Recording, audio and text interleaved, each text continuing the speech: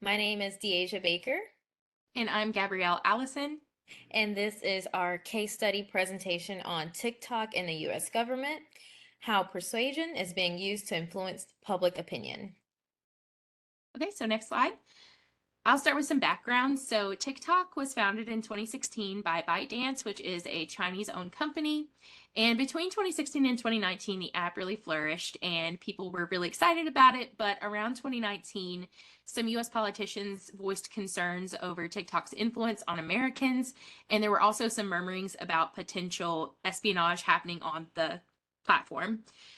So during the Trump administration, Trump wanted to sign an executive order that would either force the sale of TikTok to a US owned company or would ban TikTok altogether for all of the American users.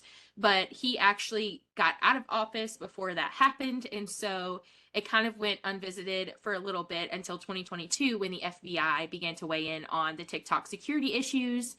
And then after Biden was in office, obviously, they had a congressional hearing with TikTok CEO Xiaozi Chu, who was sitting there for about 6 hours being grilled by Congress. And we're going to talk about that a little bit later. But fast forward to May 2024, President Joe Biden actually continued the Trump administration idea and signed a bill that would either force the sale of TikTok to a US company or ban it. All right, next slide. So, what makes this case interesting is that it's actually two different entities that are fighting against one another to persuade one audience, or basically one audience. So, we have TikTok, which is using persuasive posts from their CEO, informative posts with statistics about how they are impacting personal and economic growth for people using TikTok. Then we have TikTok community involvement as well as videos that detail TikTok's actions that address complaints from Congress. But then on the other hand, we have the US government, which is framing it as a national security issue and highlighting that there are potential risks of data privacy and espionage. And they did this by obviously the congressional hearing, as well as issuing public statements and press releases to keep it in the media. Okay. So who's the audience? The audience is really every American because this would affect every American, but it's specifically the 170 million Americans who are at risk of losing the platform that are using the platform each day for news, entertainment, business sales, and promotions. So with the underage, with the estimation of the underage users, about 6 in 10 teenagers between 13 and 17 use TikTok. And you can see on the right kind of a breakdown of the adults that use TikTok. And the highest number of uses of TikTok is 62% of US adults who are between the ages of 18 and 29. Okay. So who are the stakeholders? We have TikTok and ByteDance, of course, as well as the US government and governmental agencies, but there is another one. Next slide.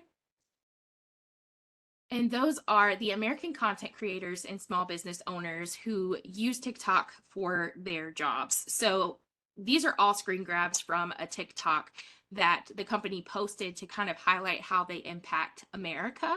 So we have 7 million plus businesses who have driven about 14.7 billion sales through TikTok. And it also shows that there's an economic impact that TikTok is making on the US economy because they actually contribute about $24 billion to the economy in 2023 alone. Okay, what strategic communication strategies were used?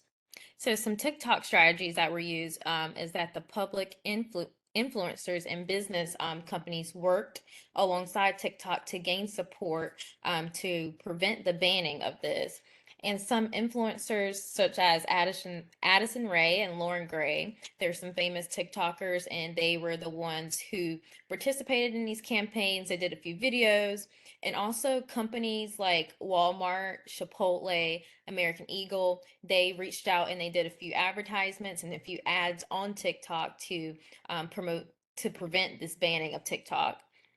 And a shared video featuring Susie, who is the head of trust and safety, which highlighted that their US lead team works with an American company to protect user data. And this was aiming to persuade the government officials that TikTok is committed to protecting American data without selling the company. And that sort of ties in with Addison Rae and Lauren Gray and Walmart and Chipotle. They all did the same thing in their ads when they were talking about preventing the ban of TikTok towards the government. And some government strategies that were used, they framed the ban as a national security issue, and they even blamed other countries and other people for this ban as well. And they cited data privacy and espionage risks due to TikTok's ownership by ByteDance. And they used executive orders, proposed laws, public statements, and press releases to emphasize their stance. And so, were these strategies useful? So, TikTok strategies were very successful, I think. Their campaign and engagement with stakeholders encouraged strong public support and therefore caused an opposition to the ban. And so, this ties into Addison Rae and the other top influencers because they use their mass followings to create public support for TikTok. And they advocated for this, and they helped to frame TikTok as an essential platform and called it as being safe, and they're not sharing private data with anyone. And so there was also a TikTok hashtag going on that was Save TikTok. And so this hashtag was going on Twitter. This was going on TikTok as well. So when TikTok influencers would post their videos, they would hashtag Save TikTok. So that started trending as well. And so that also played a role in the government role on this strategy being successful. So the government's approach was not as successful because they faced delays and complications due to legal challenges and the public views, which tied into TikTok and all these other things. And so these legal challenges delayed the ban, thus improving TikTok's public image and allowing the company to continue operating in the US. Okay, so what would we do differently to make this a more successful campaign? I think Deasia and I both agree that this is a very successful campaign on the side of TikTok, at least. But we do think that TikTok could have benefited from furthering that Save TikTok trend that they were doing with influencers by doing a Keep TikTok trend with encouraging actual everyday users of TikTok to use the platform to say why they like TikTok, why they think TikTok should stay around. And I think this would have been really influential in that congressional hearing because it could have maybe acted as some witness testimony as to why it's so important to the everyday person as opposed to like an influencer that maybe be getting paid for it or something like that. So we think that this is a way that TikTok could have improved on their end. But now let's talk about the US government, which is next slide.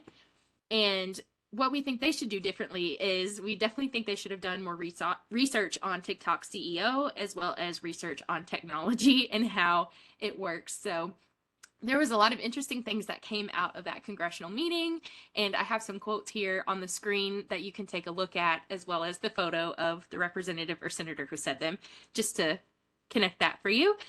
But there was a lot of interesting comments made during this congressional hearing. Some were directed toward the CEO, and basically they were asking him if he was affiliated with the Chinese Communist Party.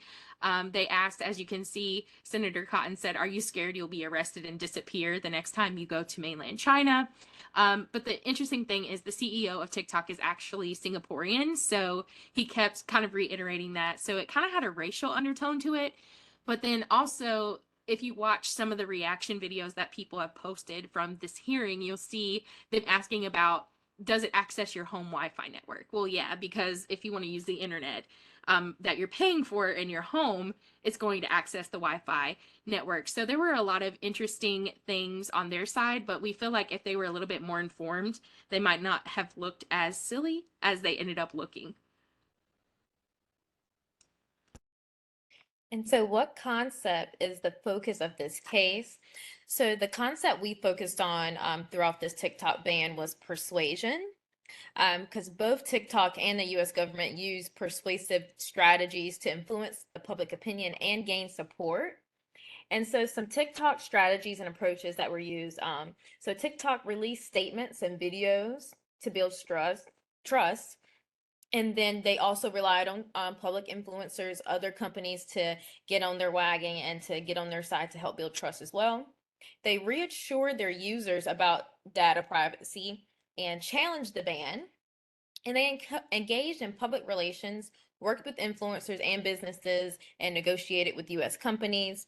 They also highlighted the benefits like creativity of using TikTok. Using TikTok, you can do more creative. It's like another way of YouTubing. So people use TikTok as a way of get ready with me, doing their makeup every day, of come to work with me. So they use it as a form of creativity, and they promoted that when it came to this stance.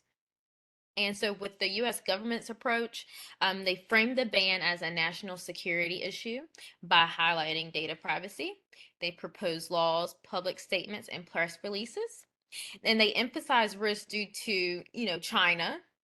And they also issued legal actions to show commitment to security. So they want to show that their citizens that they are trying to protect them, protect their privacy, protect what they do on their cellular devices. And so that was the US government's approaches. And so all of these approaches were very persuasive in a way. They're trying to persuade viewers and everyone to do something else. So it's basically TikTok against the US government, and you have to pick a side because they're both persuading you in a sense.